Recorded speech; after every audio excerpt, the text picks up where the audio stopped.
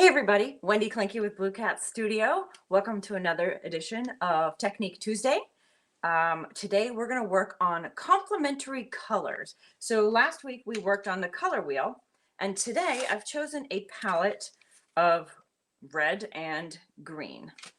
So let me just kind of on this sucker here outline where we are. We're right here with a red. Oops, I got a little thing under here. And we're going to keep the painting fairly small just so that we can do a quick demo. So there's the red, and then we're going to be working kind of in this green zone. And so as a reminder, complementary is going to be when you have, at least primary complementary, is when you're going to have a primary color, which is the red, single letter, and then the double letter, which is the blue, yellow, i.e. green. So this is what we're working on today. So, all right, let's get started really quick. I'm going to begin with a green background, and we're going to paint just a very simple cherry. I'm not trying to overdo it or make it complicated. So grabbing just some kind of a green tone where we'll tone the canvas. Actually, it's not a canvas. This is a little wood square. I think it's like 4 inches by 4 inches. We're going small so that we can really just focus on playing with color as opposed to trying to create a whole composition. Again, I'm sorry I'm coming on a little bit later than normal today, a couple minutes. I've been taxi mom, it was a Girl Scout night, a soccer night, and all the thing night. So I just, show up the best I can for you whenever I can. So I'm going to offload the paint from that guy and give it a quick rinse. This was, in case you're wondering, the light olive green from Liquitex Basics. Hey Holly, how's it going? I saw your text a minute ago and was like, I'm about to hit the live button, so I think she'll figure it out, right? Holly wanted to know if I was going to go live today because I was running a little bit late, and she's awesome about knowing when I'm going to be here and keeping me honest, and so my thanks. Okay, so now that we've got the basic green going here, we will add, I'm going to blow it really quick just to get it a bit drier. It's almost a yellowy green. Now I'm going to go very kind of loose in terms of the color wheel. I'm going to take some artistic license. So I may veer into this zone and this zone, but notice, wait, were we still on the, I'm sorry, in this zone and this zone. So you notice we're still kind of dead opposite, and that's really kind of what we're going for. But my primary here is the red and the green. So now that that's roughly done, we'll grab some straight red. Oop, come on. Some red, and this is crimson, and I'm using tube paints right now. Oh, Holly, no apologizing. I love it. I needed that. I'm just going to kind of blob some red on here, right? And so now we've already got that wonderful clashy clash of the green and the red. And so another little trick, and it's going to help kind of set a mood. Another little thing to think about is if this painting was like 50% red and 50% green, it's going to be kind of like, it's going to go flat. So you want to choose one of those as, say, your dominant color. So we'll play with this guy a little bit. I might take a little bit of white and kind of work it in, maybe right along in here. Just kind of get a little highlight. I don't know. My brain is suddenly forgetting what a cherry looks like now that I'm on the spot and talking, but that's okay. You love me anyways, right? Okay, so add a little bit of white in there just to kind of get some highlight. That'll work, I guess. Okay. And I'll tune back in with a little bit more red. Now I'm going real gloppy on this guy here, just because I know I can get away with it. And there aren't that many layers we're going to do, and slow on surface blending. And it'll keep it wet for a while. So we're not here to look at the technical aspects of, oh, she did an amazing cherry. Cool. This is just showing color. So I'm going to get a quick rinse on that brush. I offloaded it. Squeezing the water out, of course. You guys know the deal, right? Yeah, you do. Okay. And so now, if I grab some of the green, and this is, I believe it's the sap green. Yeah. Sap green from Grumbacher. And again, what's the difference in the tube paints? Okay, so Holly asked, what's the difference in the tube paints? I went with tube paints just because they tend to mix a little bit better, and they don't get weird on you when you mix. Whereas some of the bottle paints, they don't have as much pigment, and just for real color theory, especially if I am mixing, it's easier, but I don't know. That's what I chose today. So we're going to add some of the dark green directly underneath the cherry there. It adds a little bit of a shadow. Whoops, got a little red in there, no big deal, because, I'm doing wet paint against wet paint, and I kind of grab some. So now we've already assumed that the light is kind of coming from over there, and now that the highlight's there, that maybe doesn't make sense, but whatever, it's cool. So I'll add a little bit of the green in here. Maybe we'll just kind of come around and we'll add some more of the shadow over here. In fact, I'm going to switch it. The light's going to come from here, shadow will be back here, and I'll just get that painted over. But the idea is that we're now kind of building out those colors. And maybe some white to kind of soften that. And again, I'm really just focusing on working in two colors, or two color zones, green and red.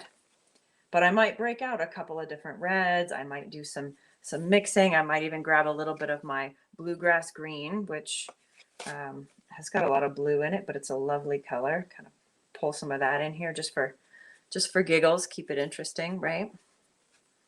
A little bit of the bluegrass green back here and underneath just for fun. But notice we're still two tones. It looks like Christmas. That's why I chose a cherry, because cherries don't feel Christmassy. And if I went with Christmas, then I would just end up doing Santa or elf legs or something. And sometimes that's just not what we're feeling, right? Yeah. Okay. Now I'm going to grab some of that bluegrass.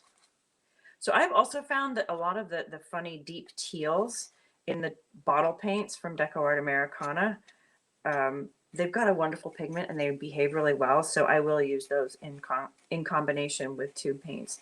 But some of the other colors really don't hold up. So I just took some of that bluegrass green. It's like a very greenish teal, or a very blue teal, a very blue green, something like that. And I've just mixed it in with that crimson red to make a deep tone. So I can then take that deep tone and just kind of bring some of it down along the bottom of the cherry here, and maybe kind of in the back here, right?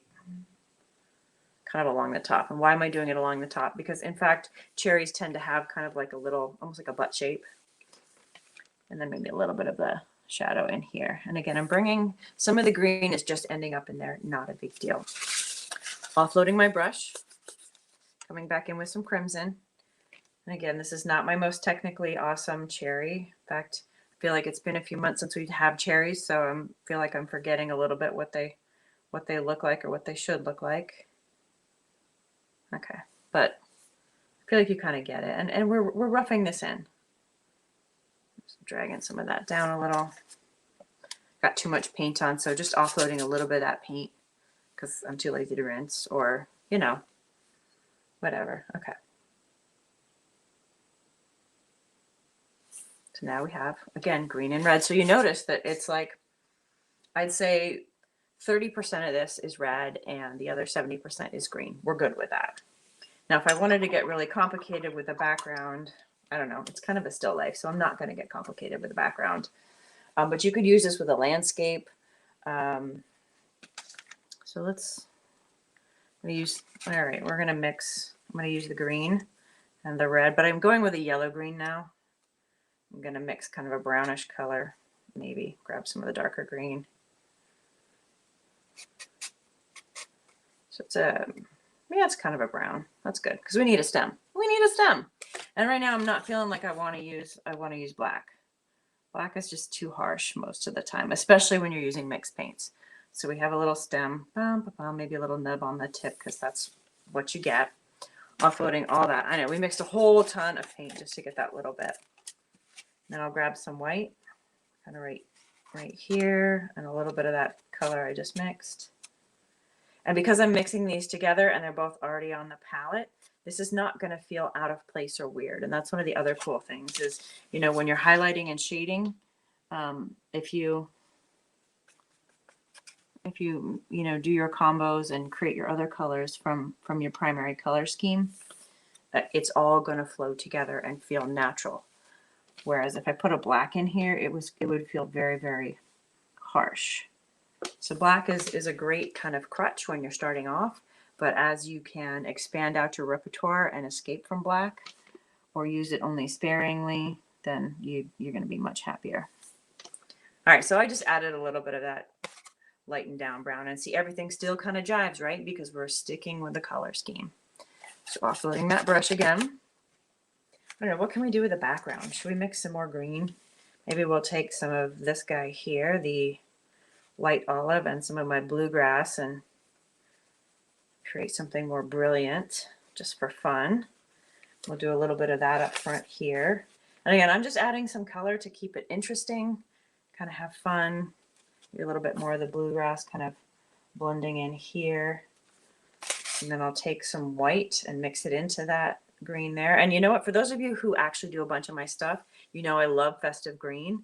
I feel like the bluegrass and that kind of thick gooey stuff mixed together actually creates festive green, like Deco Art has. And now I have a nice kind of lightened version. I'll kind of come around this guy. I can leave a little space, let some of that yellowy, olivey green kind of peek out. Maybe coming around on this side too.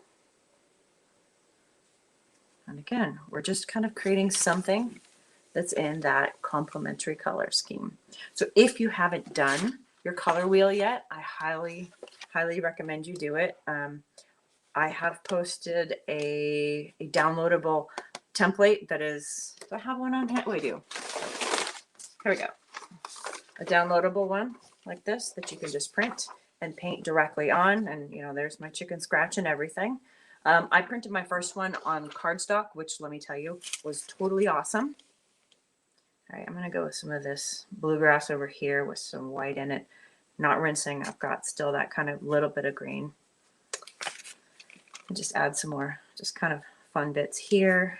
And maybe a little kiss of that blue in the cherry here and there just to kind of liven it up. Now, it's not really blue. It's kind of the green. But it's almost like by adding touches of that other color into the cherry itself in some of the highlights or the deeper tones of it in the low lights or the shadows, it makes it look like it's like reflecting itself back. So kind of cool. Oops, I got some red in there, no biggie. And then again, just kind of coming and adding some tone. So this is not like a masterpiece by any stretch, but it's certainly fun. Now I'm going to take some of this green here and this green here. And this is a very limited palette, but I feel like it kind of works, you know. Bring some of that back here. Maybe some of the foreground can have some shading. And so you see how we don't have to just stick to one green and one red. I did stick to it just one red because it's kind of like the pop of color. But I am playing with a series of greens, and I feel like it's working, right? Because sometimes, you know, when you feel like you're sticking to two colors, it can be a little bit, I don't know, I feel limited. And so that's where just playing with a number of the greens is going to be good. I hope I'm explaining this well and it's making sense. If you guys have questions, please ask them. Now I'm just kind of playing and throwing stuff in for fun, you know, a little color here, a little color there, just keeping it lively. But that in a nutshell, let's see, what are we missing? You know what we don't have? This guy needs a little bit more depth directly under him because everything, no matter where it sits, casts a tiny shadow. So like if I put this pen down, you can almost see just a teeny tiny shadow directly under it, unless it was lit like from underneath. And so I need to capture that. Otherwise, it's not going to be believable. So I'm going to grab some green, throw it in with that kind of deep burgundy, which was the green red mix before. Just kind of plop some of that directly under. I want to add a little bit more green to it. So I kind of grab a little bit of the bluegrass green. It's coming out a little bit brown, like warm browner than I wanted. There we go. And I can just kind of stop it right there because it's just what's cast directly. Oop, offloading that paint. And any final tune-ups. Notice I'm not doing much rinsing. I think a majority of the rinsing I've done was really just ensuring that I wasn't killing any paintbrushes. Maybe a touch of red here, maybe a touch of red here, just for fun. I don't know. There you go. It's not a technically rad cherry, but it's something. So I hope this made sense to you. Again, if you have any kind of questions or want to know more about color schemes, let me know. Again, I did post this guy kind of all over the internet. so that you could grab it. And then if you're interested in the video or you can't find it for how to go ahead and create this with me, just let me know, write color wheel in the comments, and I will make sure that I send you a link to the original post with the original video so you can make yours. It's a pretty relaxing, kind of chill, fun way to spend time.